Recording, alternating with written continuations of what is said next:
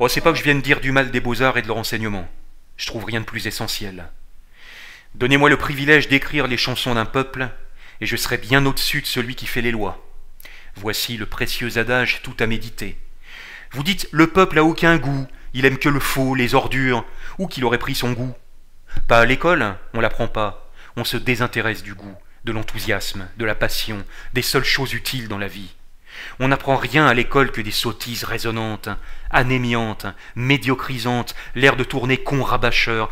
Regardez les petits enfants, les premières années, ils sont tout charme, tout poésie, tout espiègle guilleretterie. À partir de 10-12 ans, fini la magie de Primso.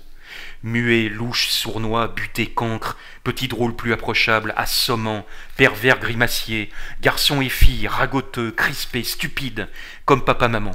Une faillite. Presque déjà parfait vieillard à l'âge de 12 ans. Une culbute des étoiles en nos décombres et nos fanges. Un désastre de féerie. Quelle raison? La puberté et la bandeau? Non, parce que dressé tout de suite en force, sonné d'emblée dès l'école, la grande mutilante de jeunesse, l'école leur aura coupé les ailes, au lieu de leur ouvrir toutes grandes et plus grandes encore. L'école n'élève personne au nu. Elle mutile, elle châtre.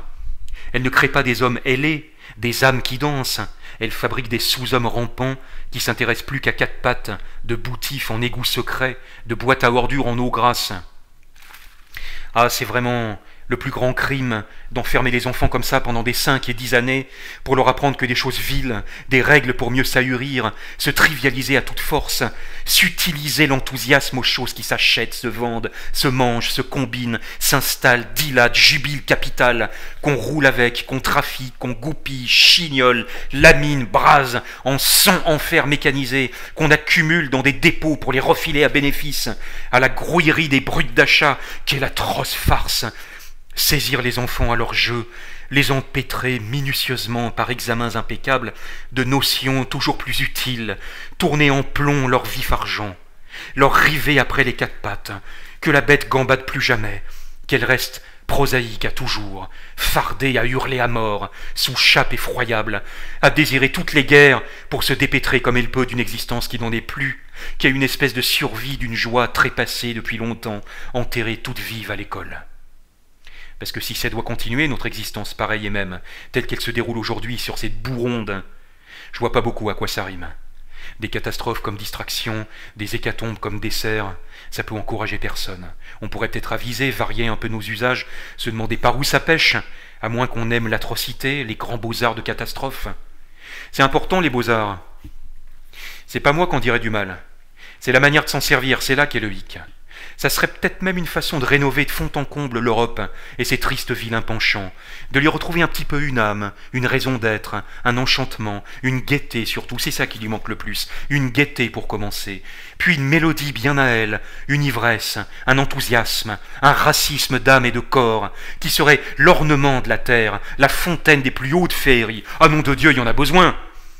Pas un racisme de chicane, d'orgueil avide, de ragot, mais un racisme d'exaltation, de perfection, de grandeur.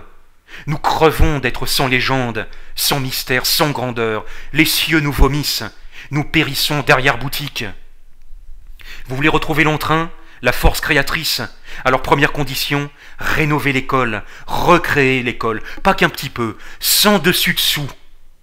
Tout doit reprendre par l'école, rien ne peut se faire sans l'école, hors l'école. Ordonner, choyer, faire éclore une école heureuse, agréable, joyeuse, fructueuse à l'âme enfin, non point morne et ratatinière, constipante, gercée, maléfique. L'école est un monde nouveau qui ne demande qu'à paraître parfaitement féerique. Tous nos soins envers ce miracle ne consistent encore à ce jour qu'en brutalité méthodique, en avortements acharnés.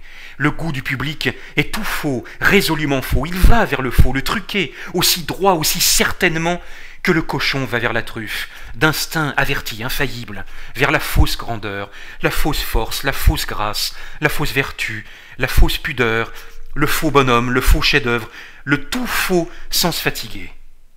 D'où lui vient ce goût catastrophe? Avant tout, surtout de l'école, de l'éducation première, du sabotage de l'enthousiasme, des joies primitives créatrices, par l'empesée déclamatoire, la cartonnerie moralistique, l'école des bourrages ressassages, des entonnages de fatras secs nous conduit au pire, nous discrédite à jamais devant la nature et les ondes. Plus d'entreprises de cuistrerie, d'usines à rogner les cœurs, à raplatir l'enthousiasme, à déconcerter la jeunesse, qu'il n'en réchappe plus que noyaux, petits grumeleux rebuts d'empaillage, parcheminés façon licence, qui ne peuvent plus s'éprendre de rien, sauf des broyeuses scieuses concassières à 80 000 tours minute. Ô pions fabricants de déserts! Bien sûr, il faut des certitudes, du pondérable, des poids, des mesures, des sciences exactes, des découpetages d'algébrie, des mathématiques barateuses et lieuses, des concomitants mastodontes, poustouflant à 100 000 pistons par tourbillonnage réversible, des foisseuses gicleuses synthétantes, hautes 10 fois comme la tour Eiffel, à jus de cornus miroboleux, idoles de 20 trusses verticaux, avec fournaises en ébonite, cheminées qui traversent les Alpes, tous les torrents emboutis, façonnés, égouts de haute force, mer blanche en sirop, qui remplace 1000 hommes à fond de mine par 3 paix intondus. Tout ceci formellement précis par l'oustiquerie polytechnique. Fort bien, très bien, nous sommes contents, parfaitement louables et grand merci, le progrès étant à ce prix. Tout de même, faudrait que ça passe en second, en tout honneur et révérence, que ça décervelle pas l'enfance. Autrement, c'est plus qu'un désastre, un misérable naufrage en plein prodige de mécanique, qu'on laisse tout de même l'enfant tranquille, que ça lui mange pas tout son rêve. Les forces du progrès électrique, tourbillonnant standardisé, parce que c'est ça, le divin précieux, précieux comme 300 000 progrès, notre tout petit mirliton à nous encore du fond des âges. 300 000 fois 1000 progrès, et encore 1000 fois 10 000 ans, ça ne vaut pas le petit rigaudon du rêve, la musique timide du bonheur, notre menu refrain d'enfance. Que doivent crever Polytechnique, on se fera parfaitement raison, qu'on marche déjà très bien à pied, qu'on fera dodo dans l'autobus quand il n'y aura plus d'essence du tout, à jamais, et quand ça sera la mort du cheval, on reviendra au temps comme avant où il n'y avait pas encore les clous, où se promener n'était pas un drame, où ça finissait pas toujours à l'hôpital ou en prison. Je veux bien qu'il y ait de la force majeure, des mâles nécessaires, des mécaniques dans certains cas, des trolleybus, des cyclopompes, des calculatrices à moteur. Je comprends les sciences exactes, les notions arides pour le bien de l'humanité, le progrès en marche, mais je vois l'homme d'autant plus inquiet qu'il a perdu le goût des fables, du fabuleux, des légendes, inquiet à hurler, qu'il adule, vénère le précis, le prosaïque, le chronomètre, le pondérable. Ça va pas avec sa nature, il devient fou, il reste aussi con. Il se fabrique même une âme chimique, avec de l'alcool à toutes doses, pour réagir contre l'angoisse, se réchauffer les aciers, se doper au monotone. Il se délabre, cafouille, s'étiole, rote. On l'emporte, on l'incarcère, on le radoube, on le rembine vitesse, il revient, tout est à recommencer. Il tient plus 8 jours à la vie super intense des 100 000 grelots, à la fois tressaillis dans du vitriol, et de plus en plus convaincu d'alésage au polycompteur, de précipice à la corde, viré au 3/5 de poil, d'engouffrant phénomène de trombe, halluciné à mort de vide, osmotique des riens, métaphysique de sottise, hypnotisé de précision, myope de science, taupe de jour. On l'éberlue de mécanique, autant que les moines de Momery n'opèrent les crasseux. Il fonce le moderne, il charge. Du moment qu'on lui cause atomes, réfraction cosmique ou quanta, il croit que c'est arrivé dur comme fer. Il est en or pour tout panneau. Il donne dans le prestige des savants, comme autrefois aux astrologues. Il s'est pas encore rendu compte que d'additionner des pommes ou de mettre en colonne des atomes, c'est exactement semblable. C'est pas plus sorcier, c'est pas plus transcendant l'un que l'autre, ça demande pas plus d'intelligence. Tout ça, c'est de la vaste escroquerie pour bluffer le bonhomme, l'appauvrir, le dégoûter de son âme, de sa petite chanson qu'il ait honte, lui couper son plaisir de rêve, l'ensorceler de manigance, dans le genre Mesmer, le tripoter, le conditionner trépied de machine qui renonce à son cœur, à ses goûts, muet d'usine, moment de fabrication. La seule bête au monde qu'ose plus du tout sauter de joie, à son caprice d'une patte sur l'autre, d'une espièglerie qui lui passe, d'un petit rythme de son espèce, d'une fredaine des ondes. Comment que le nègre va gagner, qui va venir abolir tout ça, toute cette forçainerie sinistre, lui, l'anti-machine en personne, qui déglingue tout, raccommode rien, l'anti-raison force de nature. Il l'aura beau pour trépigner toute cette valtaille abrutie, ces chiens rampants sous châssis.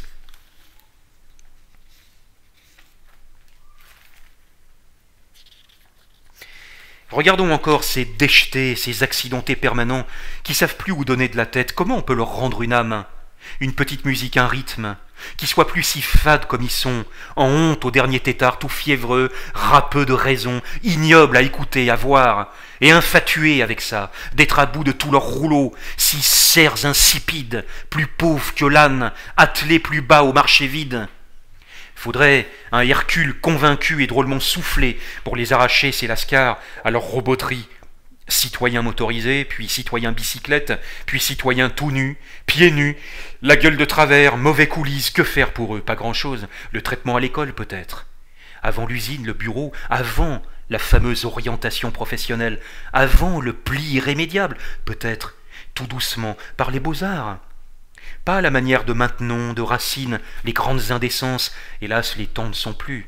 État de luxe, de gaspillage, où l'âme courait encore les rues, divertissement de blasés, le peuple encore tout chantant, dansant, festoyant à guise. Hélas, les temps ne sont plus. Nous sommes avares devenus, malmenés, pauvrés de ressources et de cœur. Soyons au fait de notre honte. Il faut tout reprendre à l'école, au balbutiement, à l'ABC de la brimade. De l'estiolerie d'émotions. Las, que faire de cet insensible, sans rythme, sans saveur, sans essor, que nous livre aujourd'hui l'école sortie des pinceums? Absolument rien. Confiné, constipé, chafouin, rageur, peureux, revendiquant, tricheur, sournois, effleurant tout, n'aimant rien, bavard de tout, comprenant rien. Ah, l'aride petit phénomène, âcre résidu de hideux drame, celui de l'étiolerie des âmes sous la férule des cuistres rances. Ce misérable et sans recours, c'est un osselet pour toujours, à brinque-baller dans les machines. Il n'a plus qu'à attendre son tour. La guerre, où on broie les osselets sous les charges de tanks fourrageurs, ou sous torpille en abri cave, où ça se concasse à la tôle-huit, les petits osselets de son genre. Pour l'adulte, pas grand-chose à faire, peu de révolution pour lui. Des phrases, toujours des phrases. L'enfance, notre seul salut. L'école, non à partir des sciences exactes, du code civil ou des morales impassibles, mais reprenons tout, des beaux-arts, de l'enthousiasme, de l'émotion, du don vivant de création, du charme de race, toutes les bonnes choses dont on ne veut plus, qu'on traque, qu'on vexe, qu'on écrabouille. Une société, que demande-t-elle? En plus du lait chez l'épicier, du pain de 4 livres, du frigidaire. Des sociétaires qui s'entendent, qui sont émotifs, émus les uns par les autres, pas des bûcherets barbatives, qui ont des raisons de se rencontrer agréablement, non pour admirer leur confort, leur peau de zébi du Kamtchatka, leurs 35 chevaux KK4, leur boîte à viande 14 litres qu'est la puanteur des campagnes, leur tankinette d'élégance, mais des choses qui ne s'achètent pas, qu'on fait soi-même avec des ondes, de la bonne humeur, du vent, de l'enthousiasme, du divin, de la pauvoisie. Sans création continuelle, artistique, et de tous, aucune société possible, durable, surtout au jour d'aujourd'hui, où tout n'est que mécanique autour de nous, agressif, abominable. Faut-il croire que c'est compliqué, singulier, surnaturel d'être artiste? Tout le contraire. Le compliqué, le forcé, le singulier, c'est de ne l'être point. Il faut un long et terrible effort de la part des maîtres armés du programme, pour tuer l'artiste chez l'enfant. Cela ne va pas tout seul. Les écoles fonctionnent dans ce but. Ce sont les lieux de torture pour la parfaite innocence, la joie spontanée, l'étranglement des oiseaux, la fabrication d'un deuil qui suinte déjà de tous les murs, la poisse sociale primitive, l'enduit qui pénètre partout, suffoque, estourbit pour toujours toute gaieté de vivre. Tout homme ayant un cœur qui bat possède aussi sa chanson, sa petite musique personnelle, son rythme enchanteur, au fond de ses 36°8, autrement il vivrait pas. La nature est assez bourrelle, elle nous force assez à manger, à rechercher la boustiffe, par tombereaux, par tonnes, pour entretenir sa chaleur. Elle peut bien mettre un peu de drôlerie au fond de cette damnée carcasse. Ce luxe est payé. Tous les animaux sont artistes. Ils ont leurs heures d'agrément, leurs phases de lubie, leurs périodes de rigodon, faridon, les pires bestioles biscornues, les moins engageantes du règne, les plus mal embouchées vautours, les tarentules si répugnantes, tout ça danse, s'agite, rigole, le moment venu.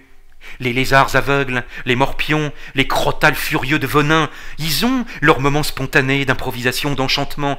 Pourquoi on serait, nous, les pires sacs, les plus emmerdés de l'univers ? On part toujours des têtards. Ils se marrent bien, eux, ils frétillent. Ils sont heureux toute la journée. C'est nous qu'on est les pires brimés, les calamiteux de l'aventure. À quoi tout ça tient? À l'école, au programme. Le salut par les beaux-arts. Au lieu d'apprendre les participes, et tant que ça, de géométrie et de physique pas amusantes, il n'y a qu'à bouleverser les notions, donner la prime à la musique, au chant en chœur, à la peinture, à la composition surtout, aux trouvailles des danses personnelles, aux rigodons particuliers, tout ce qui donne parfum à la vie, guilleretterie jolie, porte l'esprit à fleurir, enjolive nos heures, nos tristesses, nous assure un peu de bonheur, d'enthousiasme, de chaleur qui nous élève, nous fait traverser l'existence, en somme, sur un nuage. C'est ça le bon Dieu à l'école, s'enticher d'un joli bel art, l'emporter tout chaud dans la vie. Le vrai crucifix, c'est d'apprendre la magie du gentil secret, le sortilège qui nous donne la clé de la beauté des choses, des petites, des laides, des minables, des grandes, des splendides, des ratées, et l'oubli de toutes les vacheries. C'est de ça dont nous avons besoin, autant, bien autant, que de pain bis, que de beurre en branche ou de pneumatique, qu'on me dilacère si je déconne. Et comment on apprend tout ça? En allant longtemps à l'école, au moins jusqu'à 15-16 ans, qu'on en sorte tout imprégné de musique et de jolis rythmes, d'exemples exaltants, tout ensorcelé de grandeur, tout en ferveur pour le gratuit. La ferveur pour le gratuit! Ce qui manque le plus aujourd'hui, effroyablement, le gratuit seul est divin. Plus de petits noyaux crevassés issus des concours qui peuvent plus s'éprendre de rien, sauf des broyeuses concassières à 80 000 tours minute.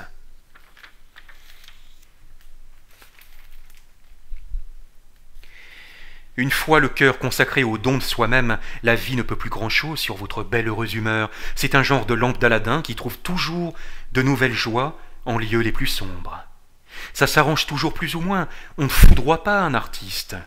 C'est lui qui juge l'univers, qui se fait marrer à sa guise, tantôt en bien, tantôt en mal, comme ci, comme ça, à petites astuces, au petit bonheur. On peut plus grand-chose contre lui, ni les éléments, ni les hommes. Il est passé fétiche pour tous, petit gris-gris des familles.